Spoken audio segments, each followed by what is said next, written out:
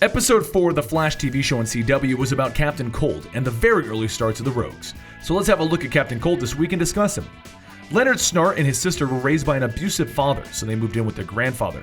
And once their grandfather died, Leonard decided it would be better to go with a life of crime to avoid having to return to his father's house. This got him involved with a batch of small-time crooks that each carried a gun and special visors to protect their eyes from the muzzle flashes. This didn't get him very far though, as the Flash put an end to their first robbery, putting them all in prison for their attempt. This opened up Leonard's eyes to the concept of being a supervillain, once he realized that in order to be successful, he would need to stop the Flash, and it would probably be better if he went solo. He read an article about Cyclotron technology and how it could slow the Flash down, so he decided to break into the labs and steal that technology so he could put it into a gun. Placing the technology into a gun turned it into a cold-based weapon that would freeze the air around anywhere that he shot. And he decided to put on a parka and go by the supervillain name Captain Cold. He would then team up with a friend of his known as Heatwave who used heat-based weapons, and they would fight against the Flash often, only to be defeated every time. And it wasn't until the Crisis on Infinite Earths, in which Barry Allen died, that Captain Cold decided to become a mercenary. Now eventually Wally West would take over as the Flash, and then Captain Cold would be recruited into the first iteration of the Rogues, led by Gorilla Grodd. Now this version of the Rogues were used as a distraction for Wally so that Gorilla Grodd could do his own thing, but while this was going on, Captain Cold's sister would become the supervillain known as Golden Glider. Now she got mixed up into the wrong crowd after changing her name to Chillblaine because she was eventually murdered.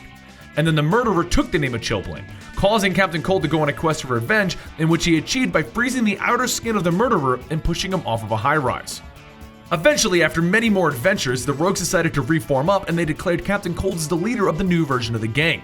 At this time, the Rogues contained Captain Cold, Weather Wizard, the Trickster, Mirror Master, and Captain Boomerang.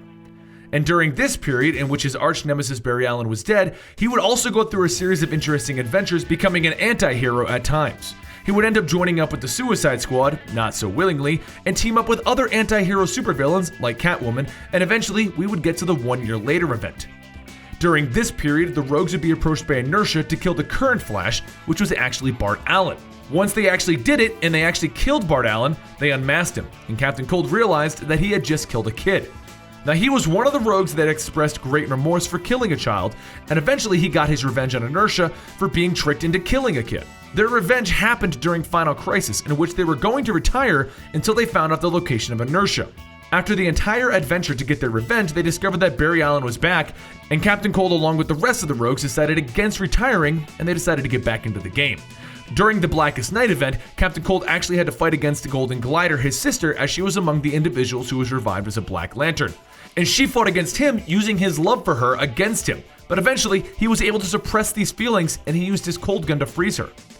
Next up, after a few more misadventures, the New 52 would happen, and Captain Cold would once again be leading the Rogues against Barry Allen. But this time, he convinced the Rogues to try a new DNA encoding technology, which allowed the Rogues to place their weapons into their very DNA. For Captain Cold, this meant that he gained his freezing abilities into his own very being, and could shoot his cold powers out of his hands. Another change to the character came in the form of his sister Golden Glider not being a supervillain, but actually dying from a form of cancer. She was unable to survive when the hospital lost his power, and it appeared that the power outage came from the Flash, even though it didn't. So Captain Cold decided to break the rules and try to kill the Flash in one of the first Rogue storylines. This obviously didn't work, and eventually Gorilla Grodd attacked the city, allowing the Rogues to become anti-heroes again. And then Forever Evil happened. During Forever Evil, they actually fought against the Crime Syndicate because they didn't agree with their plans. The Crime Syndicate wanted to kill people, and the Rogues just don't kill. But during their fights with the Crime Syndicate, Captain Cold actually had his DNA rewritten by Deathstorm so that he would once again go back to using the cold gun instead of having metahuman powers. Because he's one of the few Rogues that is actually able to walk away from his encounter with Deathstorm, Captain Cold eventually ends up on Lex Luthor's Injustice League, and he helps defeat the Crime Syndicate in what I feel is one of the most epic lines ever.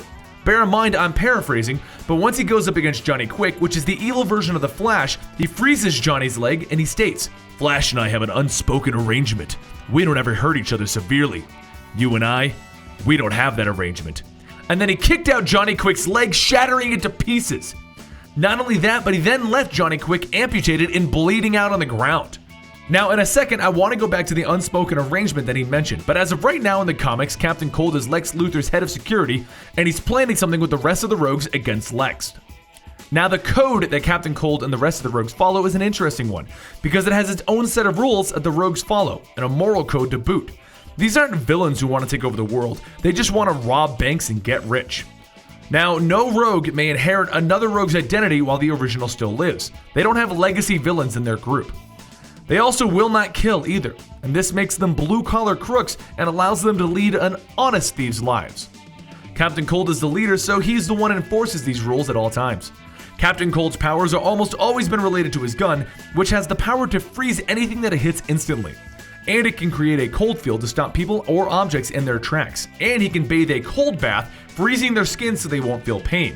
Or make a slippery frozen ground for the Flash to try and run on. Or form sharp ice shards. Or make an ice grenade that can turn places into icebergs. And he can even make mirages out of extreme cold like heat. Mr. Freeze has actually stated that Cold is the only villain to master the absolute zero setting on his weapons. And when he became a metahuman, he also gained the ability to slow space around himself so that it would slow the Flash down, allowing Cold to actually touch him. As for TV appearances, he first showed up in the 1990s Flash TV show, where he was portrayed as an albino hitman. He also got an uncredited cameo in a Smallville episode as one of the villains working for the Toyman. And most recently, we had Captain Cold in episode 4 of the new Flash TV show, played by Wentworth Miller. As for animated, he's made an appearance in just about every possible DC superhero show that features the Flash, but personally, I liked his portrayal in the Justice League cartoon. And that, my friends, is Captain Cold. Think of him as one of the Flash's most reoccurring villains, and while he can actually be a problem for the Flash, he's also a great throwaway character since his goal is to just rob banks. I'm Benny for Comicstorian, and if you enjoyed this video, please like, favorite, and share it, and I'll see you guys next time right here. Hey guys, it's Benny, and I'm standing here in the Earthman Jack and the Ghost Planet, Earthman Jack versus the Ghost Planet booth. I got all the right words, I was just kind of missing the versus part. That's okay. Maybe he was partying on the Ghost Planet. And he just wants to tell you about his book. Yeah, my name is Matthew Kadish. I'm the author of Earthman Jack versus the Ghost Planet. It's kind of like Harry Potter meets Star Wars. It's a young adult science fiction adventure tale. I basically took all the stuff I loved growing up about science fiction in the 80s and early 90s and mushed it up into a ball and said, what would this be like if Steven Spielberg directed it before he started to suck? And so basically this is my love letter to all that great science fiction that we grew up loving. Okay, sounds really interesting, and I love the tagline. He's not smart, he's not that strong, but he's our only hope. I may have ad-libbed a couple of words in there. That's going to be on my tombstone. Is it now? All right. All right, thank you guys, and we'll see you guys in the next booth.